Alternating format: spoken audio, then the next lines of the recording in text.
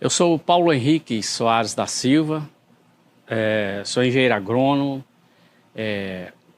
com mestrado e doutorado em entomologia, sou pesquisador da Embrapa há 45 anos, trabalhando com feijão calpi e outras culturas do Nordeste. Relativo a feijão calpi, nós temos várias pragas que são consideradas as principais. Temos as pragas iniciais, que elas chegam no campo logo após o plantio da cultura, e temos pragas que são mais tardias, que elas ocorrem no período da floração, que ocorre no período de frutificação, ou seja, no período que a cultura está emitindo as vagens. Então, quando o agricultor planta o feijão calpi, a primeira praga que pode aparecer é a lagarta elasmo. A lagarta elasmo, ela entra pelo colo da planta, ali na emenda da planta com o chão, né? E lá ela procura o colo da planta e faz um buraquinho. Quando a pessoa chega no campo, pensa que a planta está até murcha, e às vezes está murcha mesmo, pensa que é falta d'água, mas não é. É porque ela, quando penetra na planta, ela começa a se alimentar da parte interna da planta. E ali, quanto mais ela cresce, mais aumenta a galeria onde ela vai se alimentando. Então, essa praga, no começo do plantio do feijão calpi, ela pode causar muito prejuízo, porque cada planta que ela atacar é uma planta morta. Então, quando ocorre esse ataque da lagarta elasmo, o produtor tem que procurar uma orientação do engenheiro agrônomo para fazer a aplicação de um produto para controlar essa praga. Porque cada planta morta, como eu disse, é uma planta que não vai produzir e vai acarretar perda na produção da cultura. Outra praga que vem logo no início do plantio são as vaquinhas. A vaquinha, o sintoma é característico nas folhas, porque elas fazem um buraquinho nas folhas. Então, quando são poucos insetos que se alimentam das folhas, não tem problema nenhum, porque a planta, no início, até o florescimento, ela suporta até 40% de desfolha. Então, o produtor pode muito bem olhar e fazer um cálculo no olhar para ver qual a percentagem de folha consumida, e daí ele tira uma conclusão se deve ou não fazer um controle. Um dos problemas mais sérios das vaquinhas é porque elas são transmissoras de vírus. Então, o produtor deve procurar aquelas variedades que a Embrapa está recomendando, porque normalmente elas são cultivares resistentes ao vírus. Então, se ele está plantando uma variedade que é resistente ao vírus, ele vai só se incomodar com a questão do consumo da folha. Então, se a vaquinha está ali consumindo as folhas e não chegou a 40% no consumo da folha, então não precisa aplicar inseticida. Agora, se passar desses 40%, principalmente quando a planta começa a florescer, aí é necessário fazer uma aplicação de um produto, para controlar a vaquinha. Então, nesse caso, também recomendamos a consulta ao engenheiro agrônomo, que vai orientar o produtor ao produto que for correto para ser aplicado.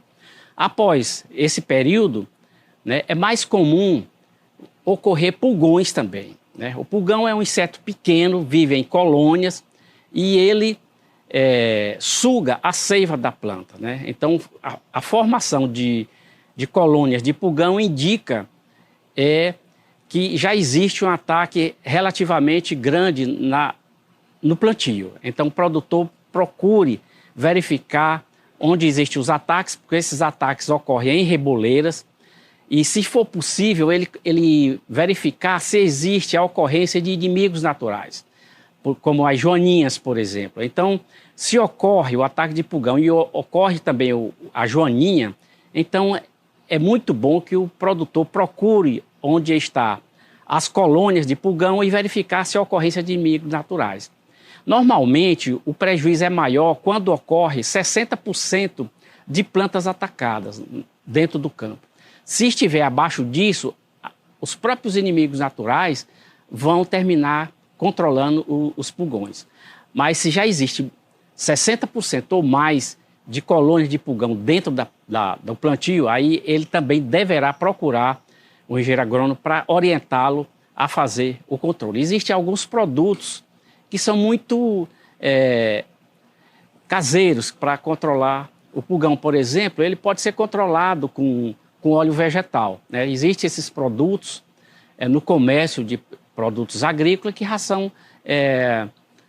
já estão prontos para ser aplicados, né? Então, a consulta ao engenheiro agrônomo ele vai lhe orientar para saber como é que aplica esses produtos. Após a ocorrência de pulgão, pode vir também a ocorrência de percevejo. A ocorrência de percevejos normalmente é no período reprodutivo da planta, quando ela emite flores e emite as primeiras vagens, né?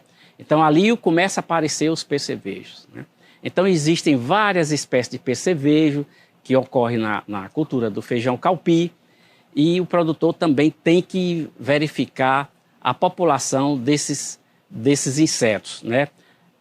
Então, verificar na ocorrência nas vagens, né? Porque eles preferem as vagens. E lá, quando eles vão se alimentar, eles colocam o seu aparelho bucal nos grãos e terminam fazendo com que aqueles grãos sejam perdidos. Uma população muito alta de percevejo vai acarretar problemas. Uma população acima de um percevejo por metro de fileira de feijão já é um nível de dano preocupante. Então, se o produtor vê que existe uma população alta dentro do seu plantio, também recomendamos que procure uma orientação do engenheiro agrônomo para ele poder verificar se a população do percevejo, daquele inseto que está ocorrendo no momento, está no tempo de fazer o controle e qual o produto que ele vai controlar, qual a recomendação que ele faz. Após esses insetos que ocorrem no campo, nós vamos ter problema lá no armazenamento, né? Nós temos o gorgulho do feijão calpi, que ele causa dano muito sério, né? Às vezes os ovos do gorgulho vão no grão que é colhido ainda no campo, né? Quando o agricultor debulha a vagem, pega os grãos e leva para o armazenamento, às vezes os ovos que estão ali eclodem, as larvas eclodem e começa a reinfestar grãos que não estavam com postura. E aí a perca é muito grande, né? Uma das coisas que o pequeno produtor faz bastante é colocar os grãos para secar no sol. Isso é uma prática muito boa, porque os grãos, quando secam abaixo de 10%, é muito mais difícil do gorgulho se desenvolver dentro do grão. Concluindo, nós queremos dizer aos produtores de feijão calpi que nós aqui da Embrapa estamos à disposição deles. Qualquer pergunta pode ser feita através do serviço de atendimento ao consumidor, ou então ele pode, se estiver aqui por perto, visitar-nos, que todos eles serão bem recebidos.